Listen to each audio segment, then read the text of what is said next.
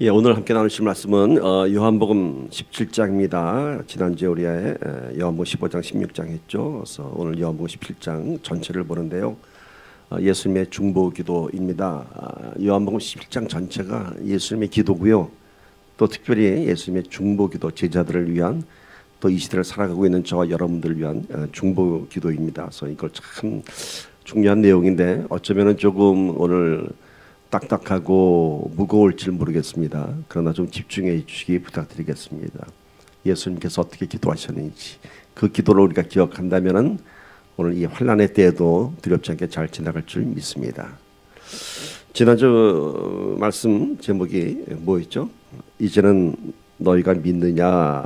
지난주에 그런 말씀 제목으로 이제 예수님께서 마지막 밤을 지내시고 겟세마네 언덕을 올라가면서 제자들에게 했던 마지막 설교였습니다. 지난주에 했던 그 예수님의 그 마지막 설교 잠깐 좀 정리하고 오늘 말씀을 보면 좀 잘 정리가 될 것 같습니다. 자, 예수님께서 이제 겟세마네 동산 올라가면서 마지막 설교를 하시는데 거기에 7번째 마지막 비유가 있었죠. 그게 뭐죠? 나는 참 포도나무여 너희는 갈지라 너희가 내 안에 내가 너희 안에 거하면 열매를 많이 맺나니 나를 떠나서는 아무것도 할 수 없습니다. 7번째 비유, 포도나무의 비유를 말씀하셨고요. 그 뒤를 이어서 너희가 나를 택한 것이 아니요 내가 너희를 택했나니, 내가 너희를 택했다고 합니다. 그러나 택한 것에서 끝난 것이 아니라 그 택한 자들에 대한 사명과 선택받은 자들의 특권에 대해서 말씀하셨습니다. 그 사명은 뭐였나요? 포도가 포도나무를 증거하듯이 삶 속에서 예수를 증거하는 삶을 살아라, 이런 사명이었고요. 특권은 너희가 그 사명을 위해서 아버지께 기도하라. 특별히 우리가 이 기도에 대해서는 아버지라는 호칭을 줬습니다. 그래서 종의 기도가 아닌 아들의 기도, 그런 기도의 권세를 주셨습니다. 그리고 이제 마지막으로 너희가 이제 환난을 당하나 담대하라. 왜냐하면 내가 이미 세상을 이기었노라, 이렇게 말씀하셨습니다. 그리고 나서 이제 너희가 믿느냐, 이렇게 얘기하셨습니다. 그리고 나서 이제 예수님께서 이제 제자들을 향한 마지막 설교를 마치시고 나서 하늘을 이렇게 우러러보시면서 기도를 하십니다. 그게 오늘 17장의 기도의 내용입니다. 예수님께서는 겟세마네 동산에서 그 위대한 처절한 십자가를 위한 기도를 하셨습니다. 십자가에 매달리기 전에 했던 그 처절한 기도를 우리는 알고 있죠. 아바 아버지여, 아버지께는 모든 것이 가능하오니 이 잔을 옮길만 하거든 이 잔을 내게서 옮기시옵소서. 그러나 나의 원대로 마옵시고 아버지의 뜻대로 하옵소서라는 어쩌면 참 처절하고 참 예수님의 그 십자가 앞에 둔 좀 인간적인 고통의 두려움 같은 기도가 겟세마네 동산에서 있었습니다. 그런데 예수님께서 지금 이 순간 하늘을 우러러보고 가신 기도는 당신이 십자가를 지기 위한 그 겟세마네 기도 이전에 했던 그 마지막 기도입니다. 참고로 요한복음에는 이 겟세마네 기도는 기록되어 있지 않습니다. 바로 이 잔을 내게서 옮길만 하시거든 옮기시옵소서. 그러나 내 뜻대로 마옵시고 아버지의 뜻대로 하시옵소서라는 이런 처절한 기도가 요한은 기록하지 않았습니다. 그리고 뭘 기록했냐면은 오늘 17장에 예수님의 기도를 기록해 놓고 있습니다. 그런데 또 거꾸로 이 기도는 요한복음 17장에만 예수님의 이 기도가 기록되어 있고요. 마태, 마가, 누가복음에는 기록되어 있지 않습니다. 앞서 말씀드린 대로 이 요한복음 17장의 기도는 전체가 다 중보기도입니다. 마태복음 6장에서 예수님께서는 주기도문을 가르쳐 주셨습니다, 우리에게. 그래서 기도를 이렇게 하라 하고 주기도문을 가르쳐 주셨는데 오늘 17장에서 기록한 이 예수님의 기도는 바로 예수님의 기도의 모델입니다.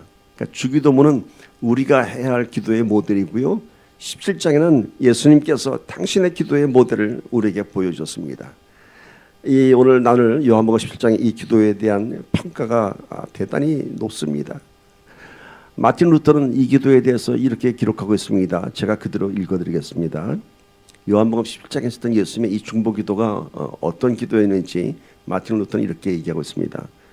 진정 한량 없는 따뜻함과 온전한 마음을 기울인 기도이고 매우 정직하고 순전하고 깊고 부유하고 넓어서 그 깊이를 잴 수 없다라고 마틴 루터는 이 기도에 대해서 이렇게 평가했습니다. 그러니까 우리가 하는 인간의 기도하고는 비교가 될 수 없을 정도로 그 깊이와 넓이와 그 따뜻함이 비교할 수 없다고 합니다. 그런가 하면 신학자 벵겔은 이 기도에 대해서 이렇게 얘기합니다. 이 기도는 아주 쉬운 문체이지만 굉장히 심오한 기도이다 라고 합니다. 이렇듯 수많은 신학자들이 오늘 요한복음 17장의 기도를 놓고서 굉장히 많은 영적인 무게를 두고 있습니다. 그래서 많은 성도들이 고난당하고 어려울 때면은 예수님의 이 중보 기도를 묵상했습니다. 예수님께서 우리를 위해서 이렇게 중보 기도를 하셨기 때문에 우리가 이 환난의 때를 이길 수 있다라고 하는 믿음을 지키는 것입니다. 그러니까 오늘 요한복음 17장의 이 예수의 중보 기도는요, 오늘 우리에게 처한 상황하고도 아주 참 잘 적용될 것 같습니다. 예수님께서 이렇게 기도하셨기 때문에 오늘 우리가 이 기도 붙잡고 믿음 지킬 수 있는 것입니다. 오늘 요한복음 17장 이 기도의 구조를 살펴보면요, 1절에서 5절까지는 예수님 자신을 위한 기도를 하셨습니다. 그리고 6절부터 19절은 제자들을 위한 구체적인 기도를 하셨는데요, 여기에 세 가지의 주제가 있습니다. 제자들의 믿음을 위한 기도, 또 하나님께서 이 제자들을 보호해 주실 것을 위한 기도, 그리고 세 번째는 제자들이 세상에서 핍박과 환난을 당할 때에 그 핍박과 환난 가운데 승리할 수 있도록, 이런 세 가지의 큰 주제로 기도했고요. 20절에서 26절은 이제 예수님의 그 당시 제자들만을 위한 대상이 아니라 모든 성도들을 위한, 오늘 이 시대를 살아가는 저와 여러분들을 위한 중보 기도를 하셨습니다. 자, 기도의 구조 처음에는 예수님 당신을 위한 기도라고 했어요. 이럴 때 조금 이런 질문 들지 않으세요? 예수님께서는 우리에게 기도를 가르쳐 주실 때 무슨 기도부터 하라고 했나요? 먼저 그의 나라와 그의 의를 구하라라고 이렇게 가르쳐 주셨어요. 그런데 예수님께서는 자신의 기도를 먼저 하셨습니다. 왜 그럴까요? 왜 그럴 것 같아요, 여러분? 예수님이 좀 이기적이신가요? 우리한테는 먼저 그의 나라와 그의 의를 구하라고 해놓고선 당신은 기도할 때 자신을 위해서 먼저 기도했습니다. 답은 쉽습니다. 그의 나라와 그의 의를 먼저 구하라고 했는데 예수님 자신이 그의 나라이고 예수님 자신이 하나님의 의입니다. 그래서 이제 예수님이 자신을 위해서 기도했는데 그 내용이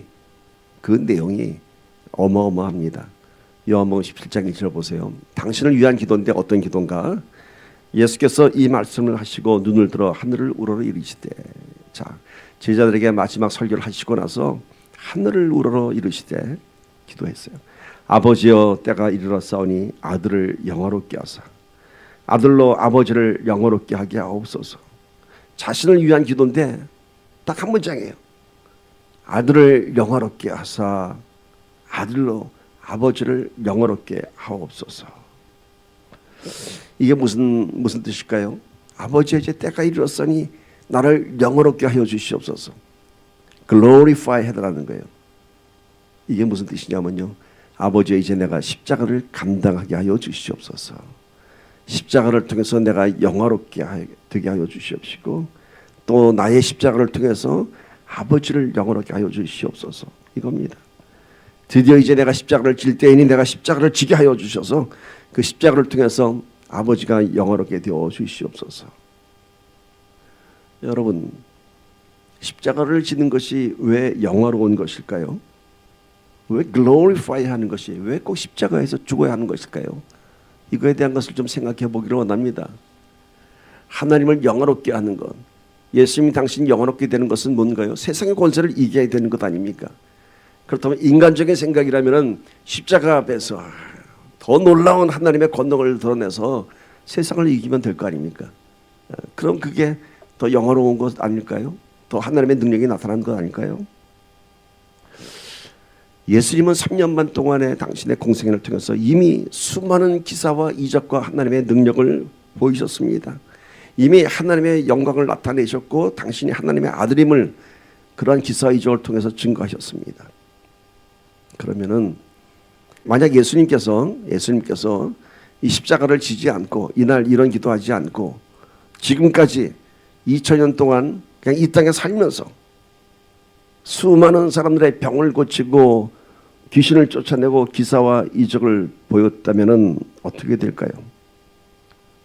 지금 2020년에도 저 이스라엘 가면 예수님이 계셔갖고 그 갈릴리 바닷가에서 수많은 사람들을 고치고 뭐 뉴욕 집회도 하고 LA 집회도 하고 그런다면 어떤 일이 벌어질까요? 다 세상 사람들이 예수 믿을 거예요. 그렇죠? 왜? 2000년 동안 죽지 않고 지금 살아계시니까 다 믿겠죠. 그리고 그분이 어떤 분이에요? 그 당시에는 문둥병 고치고 소경이 눈을 떴지만 이 시대에 살아계시다면 암을 고치시고 코로나 바이러스를 다 고치실 거 아니에요. 그러면 어떻게 될까요? 다 예수님 따라다니겠죠. 그게 하나님을 영화롭게 하는 것 아닐까요? 그렇다면 우리가 그렇게 뭐 선교사 파송할 것도 없이 온 세상이 예수 믿지 않을까요? 근데 왜 예수님 십자가를 졌을까요? 여러분, 예수님 당시에 수많은 사람들이 기사와 이적을 경험했어도 그것은 오직 이 땅의 일일 뿐입니다. 무슨 말이냐면은 기사와 이적의 영광만으로는 구원을 이룰 수 없는 것입니다. 그리고 기사와 이적을 따라다니던 그 수많은 사람들이 정작 예수님께서 십자가 매달리실 때는 그 현장에서 침뱉고 조롱하는 예수를 부인하는 사람들이 되고 말았습니다. 여러분, 수많은 기사와 이적과 하나님의 능력에는 사람들이 예수를 쫓아다니는 그런 놀라운 일들이 벌어졌지만 결코 거기에는 구원이 없었습니다. 그래서 그 수많은 사람들이 정작 예수님이 십자가에 매달릴 때는 다 예수님의 등을 돌리고 침을 뱉고 조롱했습니다.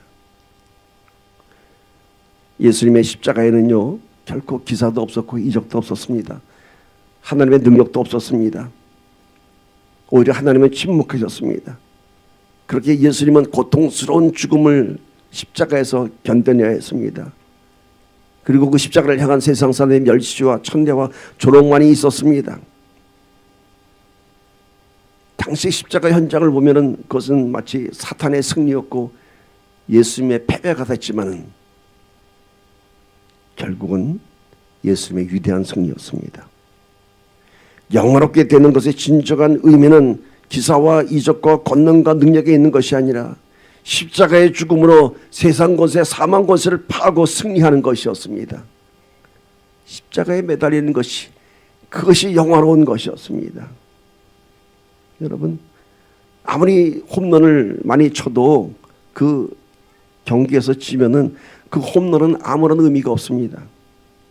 마찬가지로 수많은 기사와 이적을 행했어도 그 기사와 이적 안에 십자가가 없으면 아무 의미가 없습니다. 오늘 이 기도를 통해서 예수님께서 나를 영화롭게 하옵소서, 또 나를 통해서 아버지가 영화롭게 하옵소서, 이 기도가 뭔가요? 나로 하여금 십자가를 감당케 하여 주시옵소서. 그래서 십자가를 통해서 이 땅에 승리가 선포되게 하여 주시옵소서, 이런 기도입니다. 오늘 우리의 기도가 축복을 구하는 신앙에서 십자가를 구하는 신앙이 되어야 할 줄 믿습니다.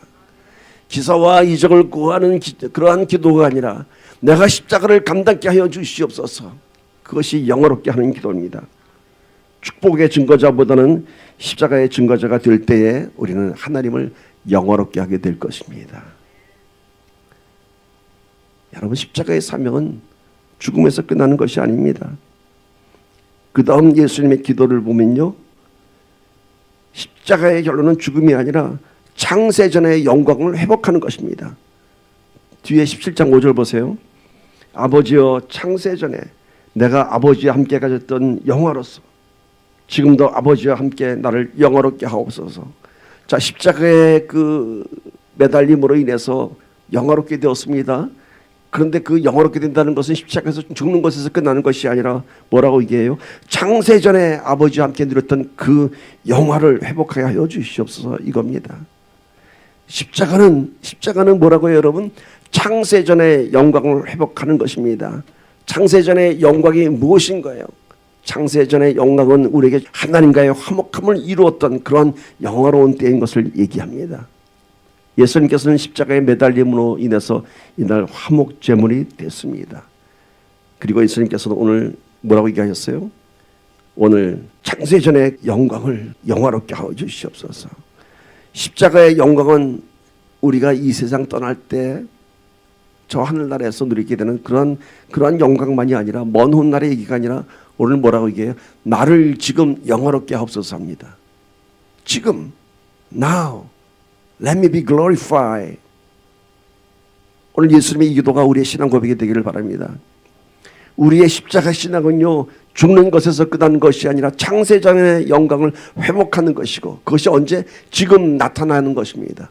내 삶 속에서. 우리 신앙은 십자가의 인내에서 끝나는 것이 아니라 그 인내를 통해서 나를 통해서 하나님의 영광이 나타나야 하는 것입니다. 우리의 신앙이 십자가를 지기 전에는, 오늘 이 예수님의 중보기도의 비밀을 알기 전에는 그저 내가 잘 되고 내가 잘 살아야 하는 나의 영광을 위한 그런 신앙이었겠지만은, 이제 십자가를 지게 되면은, 십자가에 죽게 되면은 나의 삶이 하나님의 영광을 위한 삶이 되는 것입니다. 그것이 바로 나를 영화롭게 하는 것이고 하나님을 영화롭게 하는 것입니다. 우리 신앙의 포커스가 내가 영화롭게 되는 것에서 십자가의 죽음을 통해서 창세전의 영광을 회복하는 것입니다. 하나님과 화목하게 되는 것입니다. 언제? 지금 영화롭게 되는 것입니다. 시편 50편 15절 보세요. 환난 날에 나를 부르라. 내가 너를 건지리니 내가 나를 영화롭게 하리로다. 환난 날에 나를 부르라. 내가 너를 건지겠다고 합니다. 그러므로 해서 오히려 네가 나를 영화롭게 하리로다. 사랑하는 여러분, 지금 세상의 환난의 때라고 하지만은 오직 주님만 부르시는 저와 여러분 되기를 축복합니다. 그때 하나님께서 우리를 영화롭게 하신다고 합니다. 우리의 신앙은 십자가를 통과하고 십자가의 죽음에서 더 누리게 되는 평강이 우리의 신앙의 본질입니다. 자, 이제 두 번째, 예수님께서는 제자들의 믿음을 위해서 기도합니다. 17장 7절에서 8절을 봅니다. 지금 그들은 아버지께서 내게 주신 것이 다 아버지로부터 온 것인 줄 알았나이다. 나는 아버지께서 내게 주신 말씀들을 그들에게 주었사오며 그들은 이것을 받고 내가 아버지께로부터 나온 줄을 참으로 아오며 아버지께서 나를 보내신 줄도 믿었사옵나이다. 자, 예수님께서 마지막 설교하시고 뭐라 그랬죠? 이제 너희가 나를 믿느냐? Do you now believe me? 그러셨어요. 이제는 너희가 믿느냐라고 질문하셨던 예수님께서 오늘 정작 하나님께 기도할 때는 제자들의 믿음을 아버지께 증거하고 있어요. 무슨 말씀인지 아시겠어요? 제자들에게 이제 너희가 나 믿니? 하고 나서는 아버지한테 기도할 때는 아버지요, 이제 이들이 내 말을 다 믿습니다. 보세요. 내가 아버지로부터 온 것인 줄을 다 압니다. 아버지께서 내게 주신 말씀들을 다 그들에게 주었고 그들은 이것을 다 받았고 이게 아버지께로부터 온 줄을 다 믿는다고 합니다. 이 기도는 여러분, 예수님께서 마치 제자들의 믿음이 아직 세워지지 않았는데 하나님께 이렇게 싹 거짓말하는 것 같죠. 그게 아니라, 하나님께 거짓말하는 것이 아니라 오히려 예수님은 제자들을 위한 그 믿음이 세워지기를 위한 사랑의 기도이고 또 우리를 믿어주는 믿음의 기도입니다. 마치 잘못한 아이를 아버지께 야단맞지 않도록 용서를 구하는 엄마의 모습 같습니다. 비록 지금은 믿음이 연약하고 비록 지금은 내 모든 말씀들을 이해할 수도 없지만 훗날 그들이 부활을 경험하고 성령 받으면 이 모든 것들을 믿는 참된 제자가 될 것입니다 라고 미리 아버지께 제자들의 믿음을 증거해 주는 것입니다. 여러분, 이 기도 때문에 오늘 비록 저와 여러분은 연약한 믿음, 부족한 모습으로 이 자리에 나왔지만은 우리의 이 연약한 기도를 예수님께서는 하나님께 완전한 믿음의 기도로 바꿔주십니다. 예수님의 이름 안에서. 예수님의 이 중보기도는 그거예요. 제자들의 믿음을 하나님께 증거해 주고 있어요. 오늘 예수님께서는 저와 여러분의 연약한 모습을 보면서 아버지께 주여 이들의 이 연약한 믿음을 이제 내가 코사인 하겠다는 거예요. 내가 믿어주겠다는 거예요. 이것이 바로 예수님의 사랑입니다. 허물을 덮어주시는 예수님의 사명이에요. 그리고 보혈의 피로 우리의 죄를 덮어주신 예수님, 그분이 오늘 우리를 대변해 주고 계십니다. 얼마나 좋은지 모르는 겁니다, 여러분. 이게 예수님께서 내 편이 되어 주신 거예요. 내 편. 여전히 믿음 없고 허물이 많지만 예수님은 우리의 연약한 믿음마저도 지금 덮어주시는 거예요. 아버지 앞에서 자식을 안아주는 그 어머니의 마음으로 오늘 예수님께서 오늘 우리의 연약한 믿음 가운데도 우리를 덮어주시고, 그래도 이 딸이, 그래도 이 아들이 하느님 앞에 나왔습니다 라고 증거해 주는 것입니다. 그리고 이어서 제자들의 보호를 위한 기도를 합니다. 요한복음 17장 11절 12절 보세요. 나는 세상에 더 있지 아니하오나 그들은 세상에 있사옵고 나는 아버지께로 가옵나니 거룩하신 아버지여 내게 주신 아버지의 이름으로 그들을 보존하사 우리와 같이 그들도 하나가 되게 하옵소서. 내가 그들과 함께 있을 때에 내게 주신 아버지의 이름으로 그들을 보존하고 지켜나이다. 그 중에 하나도 멸망하지 않고 다만 멸망의 자식뿐이오니 이는 성경을 응해야 함이니이다. 이 기도는요, 여러분, 지금 예수님께서 마지막 날 밤 지내면서 아주 굉장히 급박한 기도를 하는 거예요. 급박한 상황에 대해서 하나님께 구하는 기도입니다. 특별히 이 기도는 지금 12명의 제자들 가운데 가룟 유다를 제외한 나머지 11명의 제자를 위한 기도입니다. 그래서 오늘 말씀 보니까 다만 멸망의 자식뿐이오니, 이게 뭐냐면 12제자 중에 하나도 멸망하지 않았지만 딱 하나 가룟 유다만이 그 멸망의 자식이 됐다라고 얘기하고 있습니다. 여러분, 이 기도의 뜻이 뭐냐면요, 예수님께서는 지금 이 제자들과 3년 반 동안을 늘 함께 동행하셨습니다. 그래서 예수님은 뭐라고 얘기하면 내가 그들과 함께 있을 때에 내게 주신 아버지의 이름으로 그들을 보존하고 지켜나이다 라고 합니다. 그러니까 지금 3년만 동안 제자들과 함께했던 그 시간을 더듬어 보면서 예수님은 뭐라고 말씀하시냐면 내가 아버지께서 주신 그 능력으로 이 제자들을 지금까지 지켰습니다. 그런데 이제 예수님께서 이 제자들을 떠날 때가 됐습니다. 그리고 특별히 어느 기간을 얘기하느냐면은 예수님께서 십자가에 죽으시고 부활하기까지 3일간의 암흑과도 같은 시간이 있습니다. 그 3일간 예수님께서 그 음부에 내려갔다 오는 그 3일 동안 하나님 이들을 지켜주시옵소서라고 기도한 겁니다. 부활 후에는 예수님께서 잠시 제자들과 함께 계시기도 하셨고, 예수님이 승천하신 후에는 이제 성령을 보내심으로 인해서 제자들이 성령의 인도를 받게 되지만은 예수님의 죽음과 부활 사이에 3일 동안 초절한 암흑 같은 시간이 있습니다. 어느 누구에도 보호받을 수 없는 시간이 있습니다. 이 시간에 대한 보호를 얘기하는 것입니다. 하나님, 내가 지금까지 아버지와 내가 이 제자들과 지금까지 같이 했는데 3일 동안 내가 이 제자들을 떨어져야 할 텐데 그때라도 하나님 이들을 지켜주시옵소서. 바로 이겁니다. 멀리 길을 떠나다 보면요, 요즘은 다 핸드폰으로 이제 GPS를 신호를 받아서 이제 길을 찾아가죠. 근데 깊은 산속에 들어가면요, GPS 위성 신호가 끊깁니다. 그러면 내비게이션이 우리를 인도하지 못해요. 당황하게 됩니다. 거기다 깜깜한 밤까지 되면요, 어디가 길인지도 모르고 당황하게 됩니다. 이게 뭔가요? 위로부터의 인도가 끊어져서요, 우리는 어디를 갈 수도 없어요. 알지 못하는 그 길을. 제가 예전에 참 즐겨 불렀던 CCM 가스펠 가사 중에 이런 가사가 있습니다. 한국말로 번역하면 이래요. 어두운 밤 누군가가 길을 잃고 헤매일 때에, 그 사람은 영어로 이야기해요. 그러니까 캄캄한 밤 누군가가 길을 잃고 헤매일 때 Someone will come to show the way. So I believe in Jesus. 이겁니다. 캄캄한 밤 길을 잃고 헤매일 때 누군가가 나와서 길을 알려준다고 합니다. 그래서 나는 주님을 믿을 수밖에 없다고 합니다. 오늘 예수님께서 하신 이 기도로 말미암아 우리는 이제 절대적인 하나님의 인도를 받을 수 있게 되었습니다. 언제? 암흑 같은 시간 속에서도, 모든 것이 다 끊어진 상황에서도 우리는 하나님의 인도를 받을 수 있습니다. 내가 기도할 수 없을 때라도 성령이 우리의 연약함을 위해서 기도하십니다.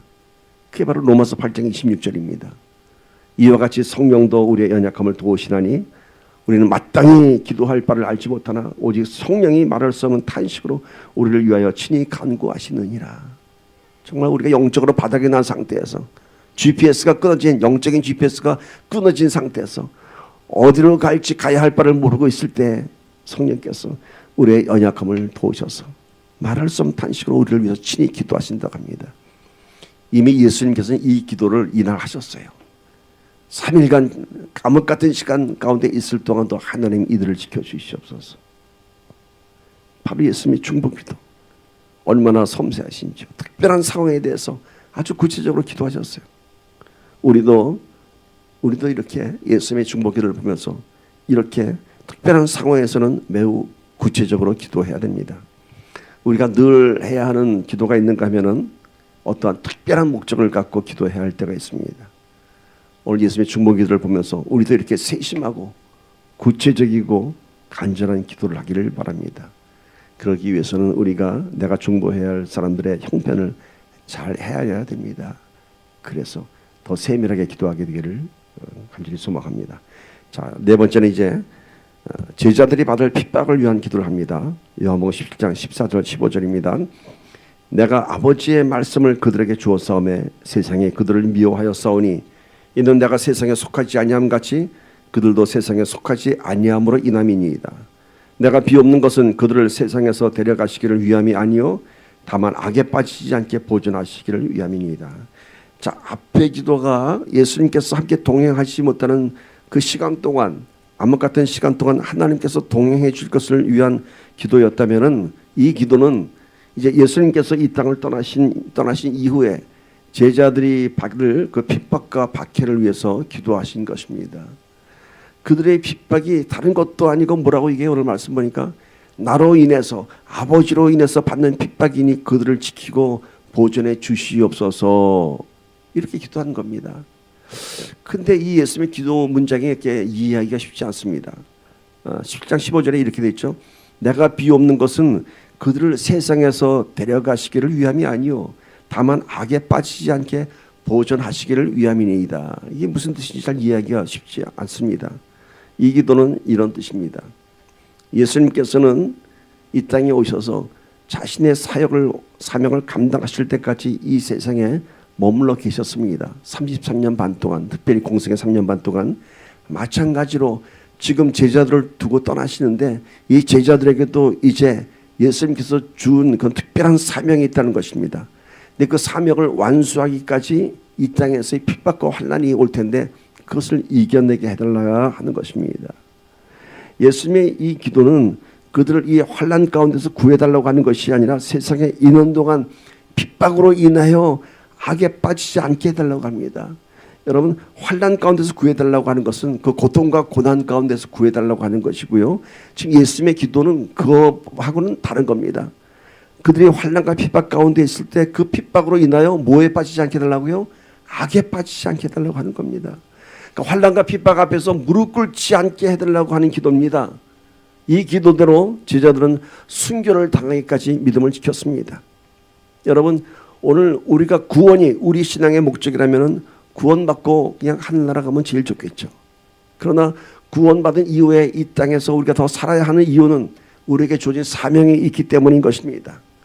그런데 그 사명으로 인해서 우리가 이 세상 살아가는 동안에 받을 핍박과 있고 환난이 있다는 것입니다. 그때에 그 환난과 핍박으로 인해서 악에 빠지지 않게 하기 위해서 그 핍박에 무릎 꿇지 않게 하기 위해서 예수님이 기도하신 것입니다.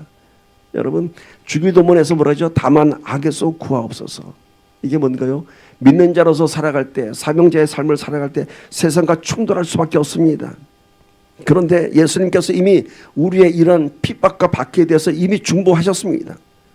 그래서 세상의 어떤 충돌과 어떤 핍박을 우리를 공격할 때라도 우리가 감당해낼 수 있는 이유는 이 예수의 중보기도 때문에, 하나님의 은혜가 더 크기 때문에 우리가 이겨낼 수 있는 것입니다.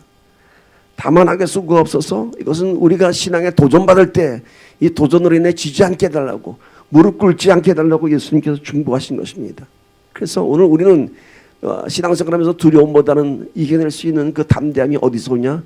하나님의 은혜가 우리를 덮어주기 때문인 것입니다. 그 은혜는 바로 예수님께서 이미 중보하셨기 때문인 것입니다. 그래서 여러분, 우리 신앙생활하다 보면 고난과 핍박이 찾아올 때 오히려 우리는 더 큰 하나님의 은혜를 경험할 수 있습니다. 코로나 바이러스가 여러분을 위협할지라도 우리는 하나님의 더 큰 은혜를 경험할 때 이 모든 환난을 이겨낼 수 있습니다. 고난과 핍박에 찾아오는 의미는 뭡니까? 내가 영적으로 살아있기 때문인 것입니다. 그래서 공격하는 것입니다. 그 이유는 내가 사명자이기 때문인 것입니다. 그 이유는 나한테 하나님께서 부르심의 그런 우리의 사명자의 그런 특권이 있기 때문인 것입니다. 그리고 결국은 우리는 승리하게 될 것입니다. 왜냐하면 예수님은 이미 내가 이겼다라고 승리를 선포하셨습니다. 이제 여러분 우리가 경험하게 될 압박과 환난과 핍박과 박해 가운데 무릎 꿇지 않고 승리하기를 축복합니다.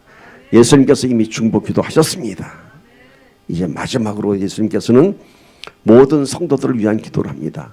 이 대상은 당시 12명의 제자뿐이 아니라 오늘 이 시대에 이르기까지 복음을 전하는 자들과 또 복음이 전해지는 자들을 위한 기도입니다. 요한복음 17장 10절 보세요. 내가 비옵는 것은 이 사람들만 위함이 아니요, 그러니까 이 제자들만 위함이 아니요, 또 그들의 말로 말미암아 제자들이 전하는 말로 말미암아 나를 믿는 사람들도 위함이니. 이제 복음이 전해지는 것을 위해서 기도한다는 거예요. 요한복음 17장 23절 보세요. 어떻게 기도하냐면은 자, 내가 이들을 위한 이 제자들만을 위한 기도가 아니라 제자들을 통해서 믿게 될 사람들을 위한 기도를 하는데 그게 뭐냐면은 17장 23절에 놀라운 영적 진리가 있습니다. 곧 내가 그들 안에 있고, 그러니까 예수님께서 우리 안에 있다는 거예요. 그리고 아버지께서 내 안에 계시오. 그러니까 보세요. 예수님이 어디 안에 있어요? 우리 안에 있어요. 근데 아버지는 어디 계세요? 예수님 안에 계세요. 그러니까 예수님 안에 있는 아버지가 어디 들어오죠? 내 안에 들어오죠. 삼위일체 하나님과 온전한 하나가 되는 거예요. 그래서 오늘 말씀 보니까 곧 내가 그들 안에 있고 아버지께서 내 안에 계시어 그들로 온전함을 이루어 하나가 되려 하면, 이것이 성도의 모습입니다. 아버지께서 나를 보내신 것과 또 나를 사랑하신 같이 그들도 사랑하신 것을 세상으로 알게 하려 함이로소이다. 그러니까 예수님이 우리 안에 들어오시고 예수님 안에 하나님의 사랑이 계신 것은 오늘 우리로 인하여 하나님께서 우리를 사랑하시는 것을 세상에 알게 하려 함이로다, 이겁니다. 그러니까 오늘 영적인 그런 예수님과 하나님과 삼일체 하나님과의 영적인 공동체의 원리를 얘기하고 있습니다.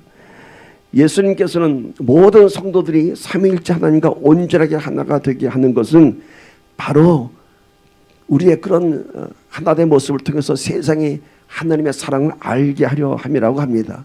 그러니까 여러분 이게 좀 어려운 영적 원리 같죠? 자, 다시 한번 보세요. 우리 안에 누가 온다고요? 예수님이 있어요.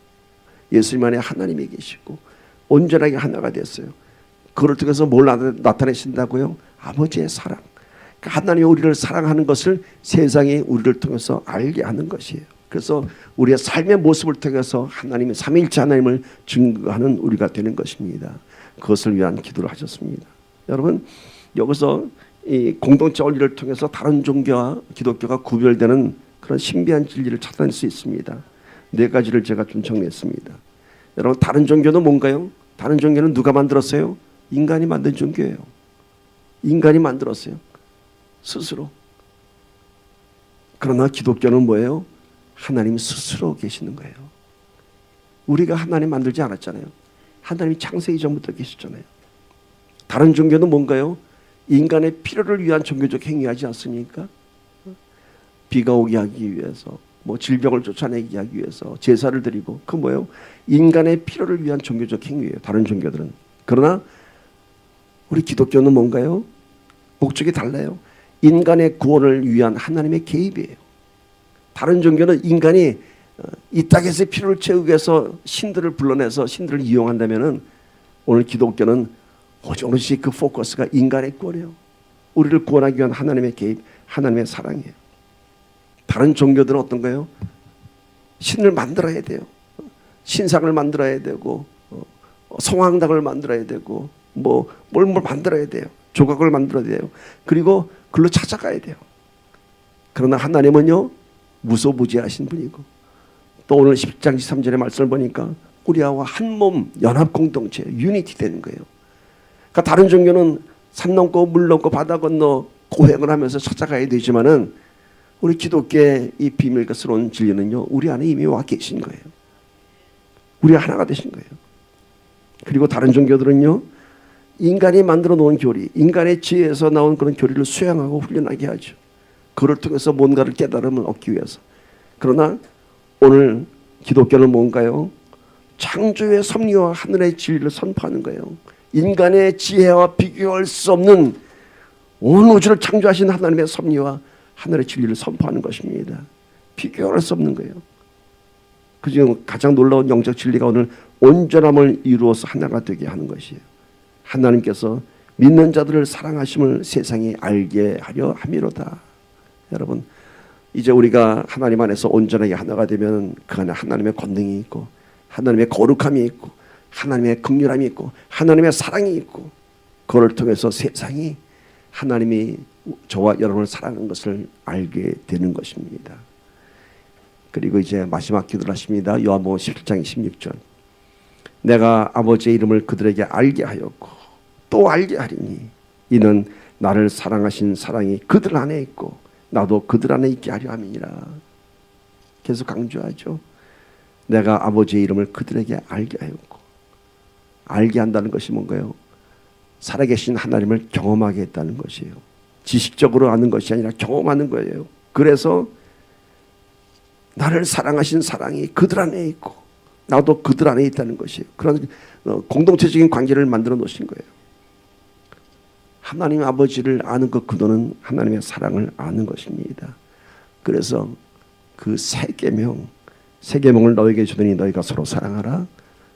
내가 너를 사랑한 같이 너희가 서로 사랑하면 이로써 모든 사람이 너희가 내 제자인 줄 알리라. 이것이 바로 예수님께서 오늘 중보기도를 하면서 결론을 낸 영적 원리입니다. 오늘요. 참 어쩌면 참 어려운 부분들을 우리가 나누는지 모르겠습니다. 나중에 다시 한번 이 설교 다시 한번 들으시기를 부탁드립니다. 한 번 들어갖고는 잘 이렇게 쉽게 이해가 되지 않을 중요한 부분들이 있습니다. 자, 오늘 나눴던 부분들을 정리하고 말씀 마칩니다. 오늘 예수님의 중보기도였습니다. 중보기도의 그 내용이 어떤 것이었나 봅시다. 모두 6가지로 정리했습니다. 첫 번째, 십자가를 통하여 영화로움을 이루라. 우리의 신앙은 십자가를 통해서 영화로움을 이루는 것입니다. 내 삶 속에 놀라운 축복의 권능을 위해서 신앙생활을 하는 것이 아니라 십자가를 통해서 하나님을 영화롭게 하는 것입니다. 두 번째, 예수님은 우리의 중보자이십니다. 내 편 들어주시는 예수님입니다. 하나님과 우리를 화목케 하셨습니다. 우리의 믿음을 증거해 주십니다. 세 번째는 암흑 같은 시간 속에서도 우리 하나님께서 동행해 주실 것을 중보하셨습니다. 그래서 이제 저와 여러분은 어떤 암흑 같은 시간과 상황 속에서도 우리 하나님이 눈동자처럼 지켜보는 그런 은혜를 경험하게 될 것입니다. 네 번째는 고난과 핍박 속에 무릎 꿇지 않도록 다만 악에서 구하옵소서라는 기도를 하셨기 때문에 이젠 우리가 하나님의 은혜를 통해서 고난과 핍박을 이겨내고 무릎 꿇지 않게 될 것입니다. 다섯 번째, 연합과 공동체의 영적 원리를 말씀하셨습니다. 예수님께서 우리 안에 계시고 예수 안에 하나님이 계시고 그로 인해서 우리가 삼일째 하나님과 공동체가 되었습니다. 그로 인해서 세상에 증거하는 것은 바로 하나님 아버지의 사랑하심입니다. 독생자를 지어서 이처럼 우리를 사랑하신 그 하나님의 사랑을 증거하는 오늘 우리의 모습이 되기를 간절히 소망합니다. 우리 함께 기도합시다. 예수님께서 우리를 위해서 그렇게 기도하셨습니다. 예수님께서 그 마지막 순간에 우리를 위해서 중보하셨습니다. 그 중보 기도를 오늘 우리가 기억하면서 함께 기도합시다. 주여, 나를 통해서 십자가의 영화로움을 경험하게 하여 주시옵소서. 나의 중보자 되신 예수님을 찬양합니다. 오늘도 나와 함께 하신 하나님을 찬양합니다. 고난과 핍박 속에 더욱더 하나님의 은혜를 경험하게 하여 주시옵소서. 이제 내가 예수 안에, 아버지가 예수 안에 그 놀라운 사랑을 경험하는 우리가 되게 하여 주시옵소서. 간절히 기도합니다.